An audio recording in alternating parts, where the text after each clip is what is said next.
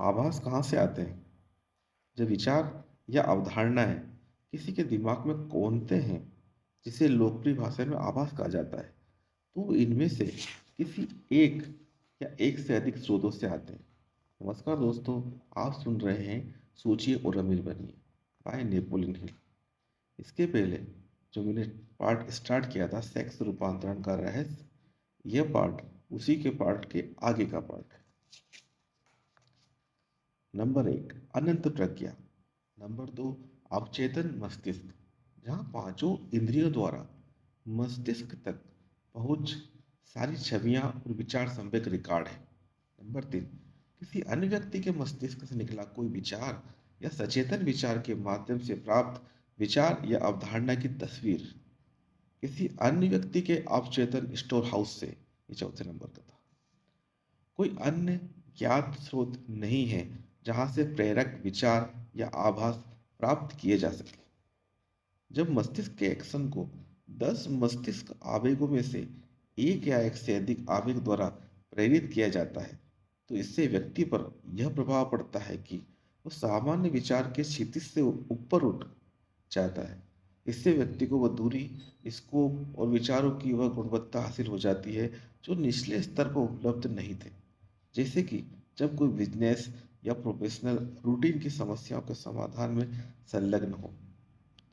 जब आप मस्तिष्क का आवेग के किसी स्वरूप के द्वारा विचार के अधिक ऊंचे स्तर तक उठ जाते हैं, तो आप उसी स्थिति में होते हैं जैसे आप हवाई जहाज में इतनी ऊंचाई पर पहुंच गए हो जहां से आपको उस क्षितिज के पार भी दिखाई देता है, जो जमीन पर रहते समय आपकी आंखों से दिखाई नहीं देता था।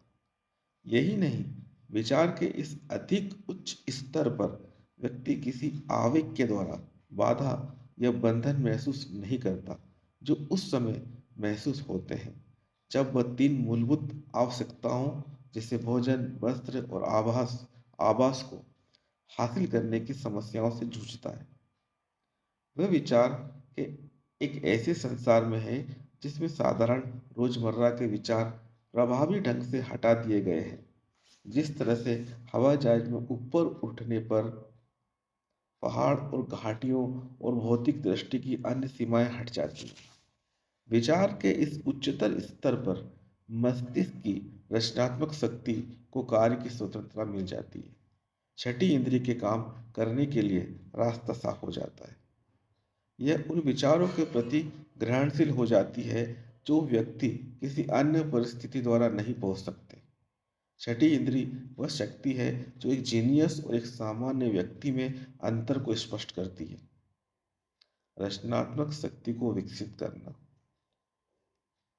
रचनात्मक शक्ति का जितना अधिक प्रयोग किया जाए, वो उतनी ही अधिक विकसित होती है। यह व्यक्ति के अवचेतन मस्तिष्क के बाहर से आ रहे तत्वों के प्रति उतनी ही अधिक चौकस और ग्रहणशील होती है। व्यक्ति इस पर जितना विश्वास करता है और विचार संवेगों के लिए इससे जितनी अधिक मांग करता है, वह उतनी ही प्रबल होती जाती है। इस शक्ति को सिर्फ उपयोग के द्वारा ही विकसित किया जा सकता है। जिसे हम अंतरात्मा कहते हैं, वह भी पूरी तरह से छठी इंद्री की शक्ति के द्वारा काम करती है। महान कलाकार, लेखक, संगीतकार और कवि महान इसलिए बने क्योंकि उन्होंने शांत छोटी आवाज पर भरोसा करने की आदत डाली। यह आवाज रचनात्मक कल्पनाशीलता की शक्ति के द्वारा अंदर से बोलती है। जिनमें प्रखर कल्पना शक्ति है, वे लोग इस तथ्य को अच्छी तरह से जानते हैं कि उनके सर्वश्रेष्ठ विचार इन तथाकथित आभासों के द्वारा आते हैं। एक महान वक्ता है जो तब तक महानता हासिल नहीं करता जब तक कि वह अपनी आंखें बंद न कर ले और रचनात्मक कल्पनाशीलता की शक्ति पर पूरी तरह से निर्भर न रहे। जब यह पूछा गया कि वह अपने भाषण के क्लाइमेक्स पर पहुंचने से ठीक पहले अपनी आंखें क्यों बंद कर लेता है, तो उसने जवाब दिया, मैं ऐसा इसलिए करता हूँ क्योंकि तब मैं उन विचारों को व्यक्त करता हूँ जो मेरे भीतर से आते हैं। अमेरिका के सबसे सफल और सबसे प्रसिद्ध फाइनेंसरों में से एक की आदत थी कि वह निर्णय लेने से पहले 2 या 3 मिनट तक आंखें बंद कर लेता था। जब उससे पूछा गया कि वह ऐसा क्यों करता था, तो उसने जवाब दिया, आंखें बंद होने से मैं सुपीरियर सुपीरियर प्रज्ञा के स्रोत से विचार हासिल करने में समर्थ होता हूँ। एक आविष्कारक ने किस तरह अपने सर्वश्रेष्ठ विचार प्राप्त किए? मेरीलैंड के चेज के स्वर्गीय डॉक्टर एल्मर आर गेट्स ने 200 से अधिक उपयोगी पेटेंट कराए, जिनमें से कई मूलभूत थे, और उन्होंने ऐसा रचनात्मक शक्ति के प्रयोग और विकास की प्रक्रिया के द्वारा किया। उनका तरीका महत्वपूर्ण भी है और रोचक भी। यह हर उस व्यक्ति के काम का है जो जीनियस के स्तर तक उठने में रुचि रखता है, जिस श्रेणी में डॉक्टर गेट्स निसंदेह आते हैं। डॉक्टर गेट्स सचमुच महान थे, हालांकि वे दुनिया के कम प्रचारित वैज्ञानिकों में से एक थे। उनकी प्रयोगशाला में एक कक्ष था जिसे वे अपना व्यक्तिगत संवाद कक्ष कहते थे। यह साउंड प्रूफ था और इस तरह से बना था कि इसमें पूरा अंधेरा किया जा सकता था। इसमें एक छोटी टेबल थी जिस पर वे अपने राइटिंग पैड रखते थे। इस टेबल के सामने दीवार पर एक बिजली का पुश बटन था जिससे बल्ब जलते और बंद होते थे। जब तक डॉक्टर जब डॉक्टर गेट्स की इच्छा होती थी कि वे अपनी रचनात्मक शक्ति के द्वारा उपलब्ध शक्तियों से मदद ले, तो वे इस कमरे में जाकर टेबल के सामने बैठ जाते थे और बत्तियां बुझाकर उस खोज के सभी ज्ञात तत्वों पर ध्यान एकाग्र करते थे जिस पर वे काम करते थे। वे तब तक इसी स्थिति में बने रहते थे जब तक कि कुछ विचार उनके दिमाग में कौंध नहीं जाते थे। इस तरह से उस खोज के अनजान तत्व उनके दिमाग में आते थे। एक अवसर पर विचार इतनी तेजी से आए कि उन्हें लगभग 3 घंटे तक लिखने के लिए विवश होना पड़ा। जब विचारों का प्रभाव समाप्त हो गया और उन्होंने अपने नोट्स देखे, तो उन्होंने पाया कि उनमें उन सिद्धांतों को विस्तार से वर्णन है जिसके बारे में वैज्ञानिक जगत में ज्ञात डाटा की कोई तुलना ही नहीं थी। यही नहीं, नोट्स में उनकी समस्या का जवाब बुद्धिमत्तापूर्वक और सिलसिलेवार प्रस्तुत किया गया था। डॉक्टर गेट्स ने व्यक्तियों और कारपोरेशन के लिए विचारों के लिए बैठकर अपनी आजीविका कमाई। अमेरिका के कुछ सबसे बड़े कारपोरेशन उन्हें प्रति घंटे के हिसाब से भारी फीस दिया करते थे ताकि वे विचारों के लिए बैठें। तार्किक शक्ति अक्सर गड़बड़ होती है क्योंकि यह काफी हद तक व्यक्ति के संचित अनुभव से निर्देशित होती है।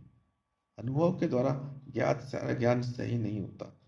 रचनात्मक शक्ति के द्वारा प्राप्त विचार अधिक विश्वसनीय होते हैं क्योंकि वे ऐसे स्रोतों से आते हैं जो मस्तिष्क की तार्किक शक्ति के उपलब्ध स्रोतों से अधिक विश्वसनीय होते हैं।